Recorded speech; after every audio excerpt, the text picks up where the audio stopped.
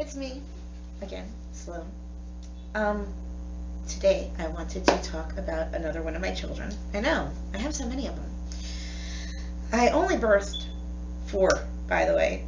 Um, the other four or five kind of showed up at my doorstep and decided, we're keeping you, that's it, you're our mom. And so there's that. I say that as a bad joke, but it kind of happened that way, and they grew on me like a fungus. And uh, yeah, I grew to love those children who are not children anymore. They're all rather grown and insane, but my love for them grew because they became part of this insane family dynamic thing that we have going on in this household. That being said, um, recently the anniversary of the overdose of one of my children just passed, and it hit me like a ton of bricks. I wasn't. It's her second anniversary, so it's not a date that I am used to preparing myself for beforehand and just kind of like trying to push through the day. Right. Chastity. Ned. Ned. We're going to call her Ned. Because the whole thing, okay, so she showed up at my door, and, well, rewind past that. I had known her for about 6 or 7 years. She was a neighborhood girl, and she had her problems or whatever, but we knew each other well enough, and I liked her enough, and she was sweet enough or whatever. But she was dating this guy, and this guy is about his drugs, and he wants to prove to the gangsters in the neighborhood that he is also tough and gangster, whatever. He's also physically abusive. I had my past with that sort of situation, and so I've been there and done that, and I understood her and where she was coming from when she did eventually show up at my door in the middle of 3 o'clock in the morning. I was watching a movie because I'm an insomniac and I almost never sleep. So I was up when she showed up at my door, barefoot, crying, covered in bruises, and with her hair caked in blood. I let her in because she literally had nowhere else to go, no one else to turn to, because everyone had pretty much cut her off because she had spent the last 5 or 6 years dating this guy, and everyone was tired of sheltering her after the storm that was him beating the shit out of her. I've been there and done that, so I understood what it meant to have a safe harbor in that sort of tempest. And I gave her that. Not because I wanted to be a hero, but because I had been there and done that, and I knew she needed it.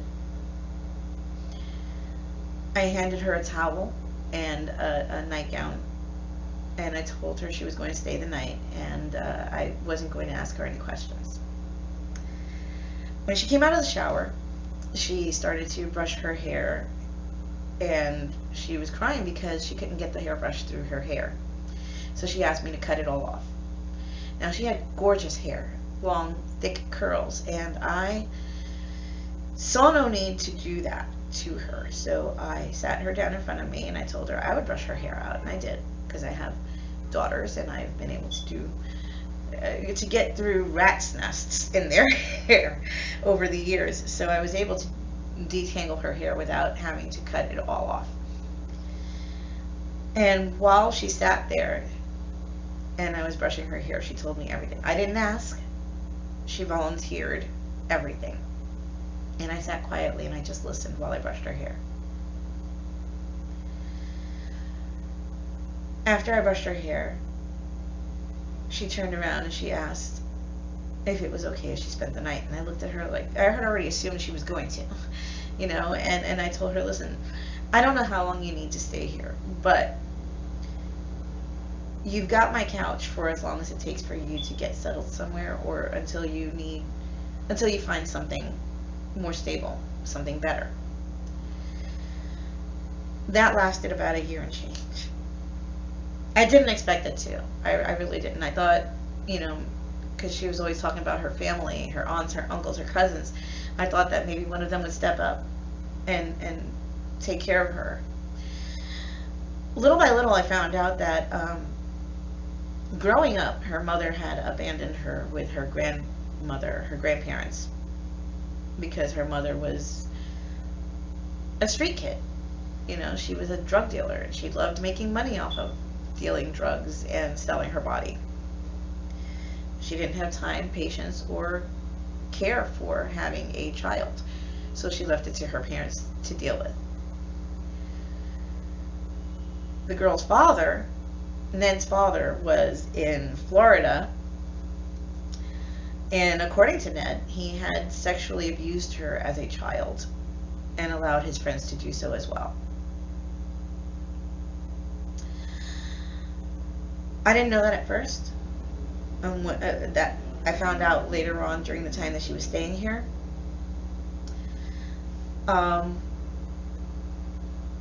He came back to New York later. We'll get there. Because I did eventually meet him. But while she was staying with me, she had her moments of ups and downs. Now, when she was with this guy, Patrick, he was feeding her drugs on a rather regular basis. And he was also violating her and manhandling her in ways that should never be done to anybody, especially by someone who says that they love you.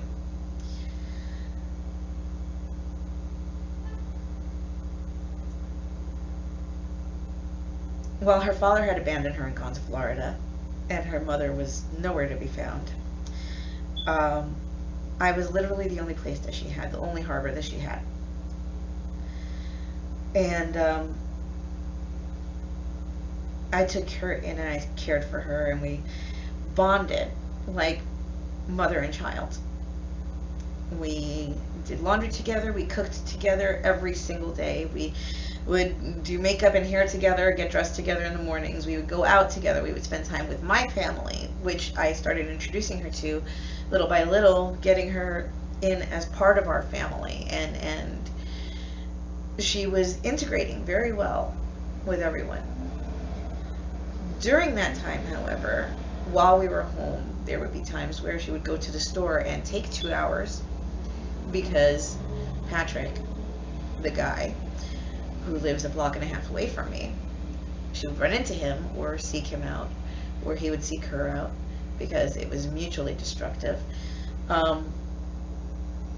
They would spend time together and talk and reminisce, and he would feed her more drugs, and she would come home high. I'm not an anti-drug person. I'm not.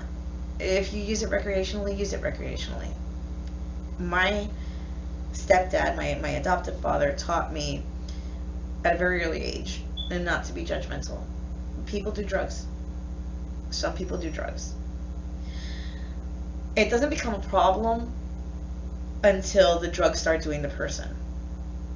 When the person is no longer doing the drugs and the drugs are doing the person, the drugs become the problem for the person because they're living for the drugs are doing them. Everything in their life revolves around the drugs. The drugs aren't a small factor of the person's life like cigarettes might be or a cup of coffee might be. The drugs become like food or air to the person or water to the person. They become a necessity. That's when it becomes a problem. I've always had that kind of mindset. So when it was a once in a while thing, I didn't care. It wasn't a real big deal to me. When it became a problem, it was because it was a money situation where she would take money from the house to go do groceries and come back with drugs and tell me, well, she'll go out and borrow money from someone else later and do groceries with it. And she never got around to that because she was high. That's when it started becoming a problem. And then she would steal, not as blatantly as, here, I'm going to go grocery shopping. It would be more, she would take my ATM card, and my bank account would be missing a couple of, $100 here or there. It became a bit ridiculous because the drugs became more of a problem for her because she had no control over the drugs. The drugs controlled her. She did not control the drugs, and that became the problem.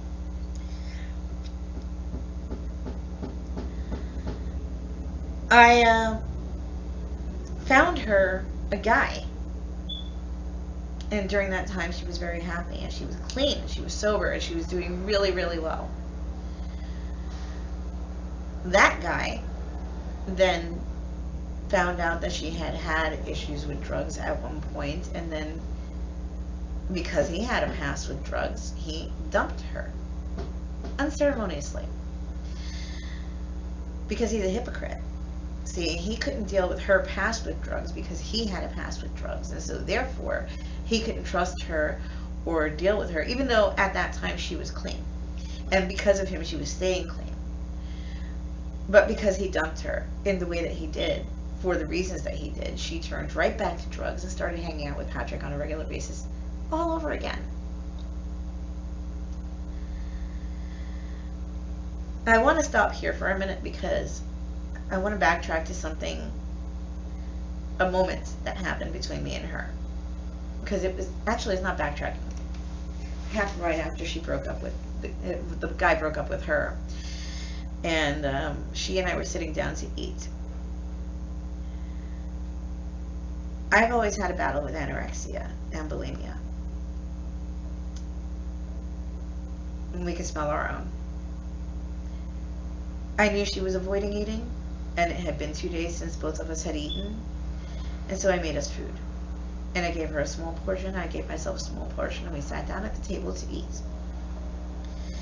Now, she did the same thing that I used to do when I was forced to eat, which is you shift the food on the plate around so that it looks like it's been touched, but it really hasn't been touched. I finished eating my plate, and I told her that she could not leave the house until she finished eating her plate. Now, she was 23, 24 at the time, and she looked at me like, you're absolutely out of your fucking mind, lady. Like, no. And I told her, well, listen, honey, I don't work like most moms do. I'm okay with blackmail, and emotional blackmail is the best. If you don't finish eating your food, I will call your 2 most recent ex-boyfriends, and I will have them come and sit here and watch you and make sure that you eat, because they will not move until you're done. And I have no problems with doing so. I have both of their numbers. Would you like me to dial? And don't you know, she was done with that plate in about 5 or 10 minutes. I don't like to attack my children. I don't like to hit my children. I don't like to torture my children. But I do like to find effective ways of making them do what is necessary. And emotionally blackmailing her with her 2 most recent ex-boyfriends was what got her to eat. Well, then that's what I needed to do. And so I did.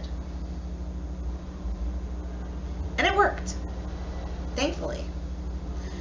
I didn't have to use it often, and I didn't really have to threaten her often, but because she knew what type of threats that I used, she started to step in line a little more often. And this worked out better for us. Until her and Patrick started getting along again. And until she started going back into the drugs again. And she started stealing again. And we started getting to fights regularly. Now, the stealing, I probably would have let go on longer because I love her, because she's my kid, because I was trying my best to get her off of the drugs, and I knew that stealing was a byproduct of the drugs, and had she gotten off the drugs, she wouldn't be stealing, and therefore the problem would have been solved.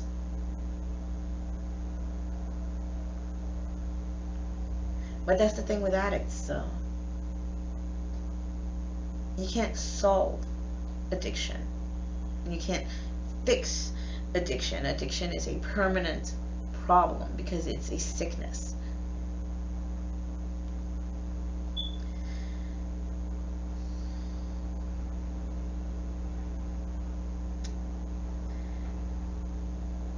One morning,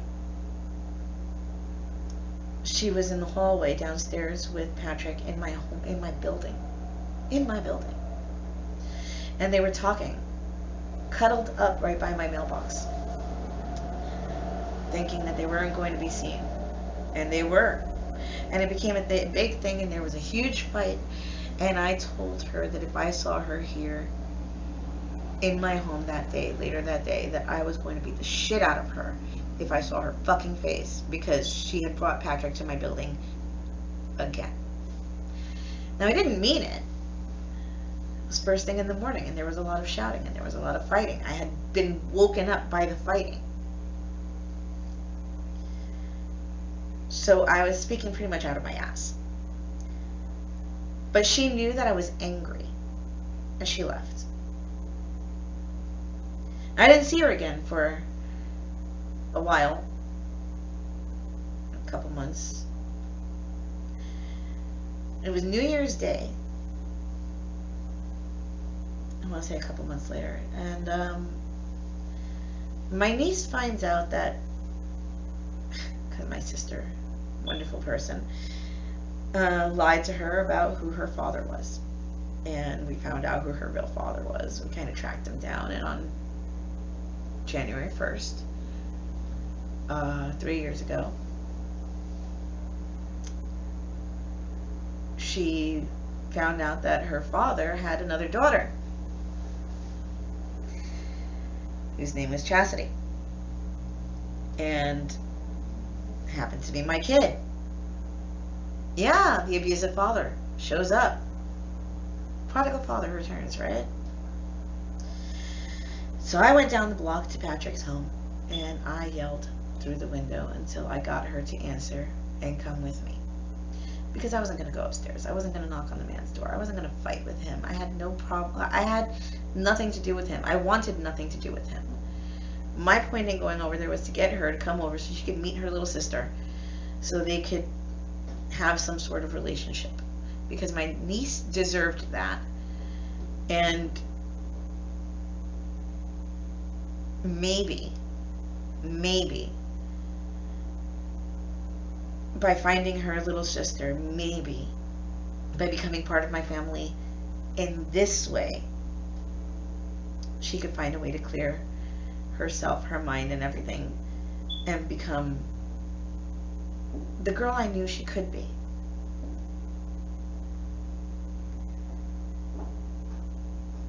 She didn't. And a whole big hullabaloo happened, and Patrick tried to kick open my front door with a gun in his hand on that day. This is why I remember. It was New Year's Day. And we had an altercation. And for the next year, she continued to keep in touch with my niece and tried to make peace with me, but not directly making peace with me. She would make comments to my niece and send messages to me, and then get mad when I wouldn't return with overtures of, oh my God, bring my baby back home again. I'm not a highly sentimental person that way, so it wouldn't have occurred to me to be that way.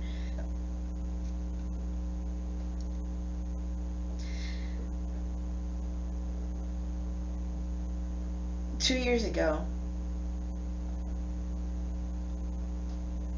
my niece called me and told me that she was with her father, and they were on their way to identify my daughter's body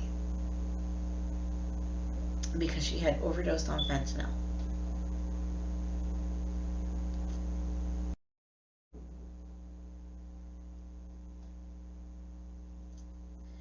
That's the thing about addicts.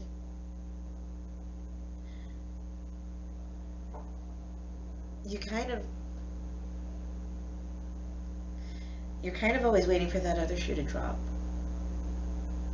When you love an addict, you're always waiting for that inevitable phone call where you have to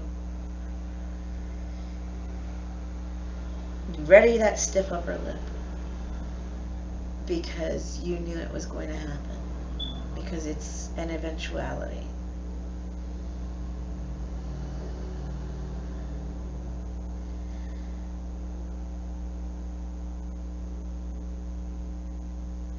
Of all my children, she was probably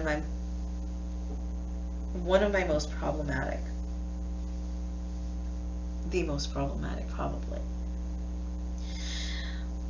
But in saying that, she was also probably one of the ones who were most like me, in that when I was younger, I was quite self-destructive. Not that I ever took to drugs, because it was just never a thing that I had any interest in, but I dated men like the men she dated. I put myself in those situations because I thought that that's what love meant. I was afraid that nobody loved me, and I kept myself in those situations because I thought that that was what it meant to be loved. And I know that that's what she did. And I know that she assumed that nobody loved her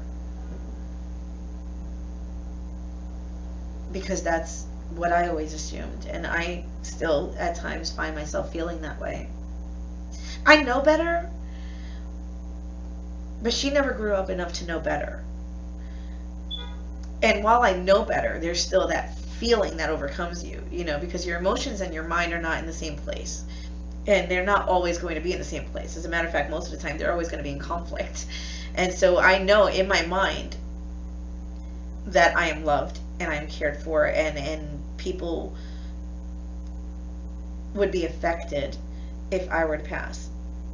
But emotionally speaking, when you isolate yourself in the ways that I do a lot, you feel that because you don't have interaction with these people on a regular basis, you feel that since you're not there, since you're not part of their day-to-day, that you feel that since you don't have a daily impact on their lives, that you have no impact on their lives, and so that it's not going to matter when you pass. It's not going to matter if you disappear tomorrow, because it doesn't matter now because you're not there and they're still surviving without you. You know what I mean? So emotionally and mentally, there's always going to be some sort of conflict there.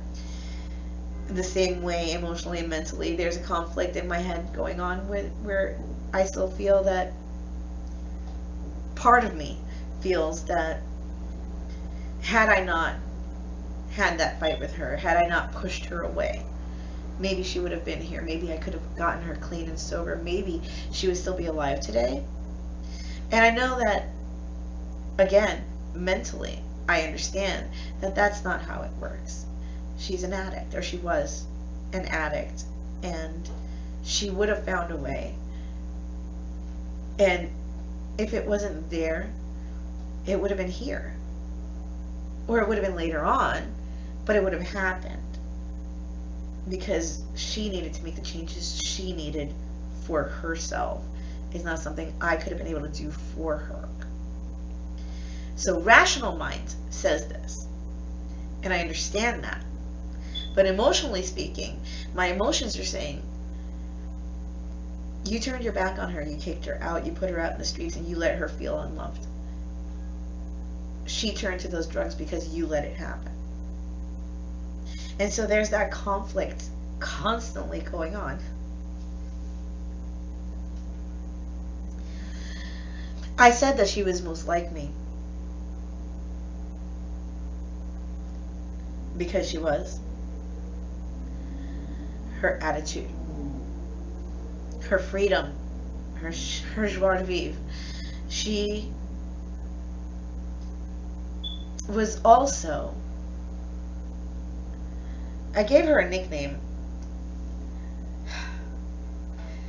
This family, this house, we tend to give people names that suit them. That day that I threatened her with her exes, I named her accidentally because I told her that she was just like me, a bundle of neurosis and eating disorders. And that got shortened to NED, neurosis, eating disorders. The acronym became her name, NED. And it was a secret thing between me and her for a while until other people in the house started going, what the fuck is Ned? Why are you calling her Ned?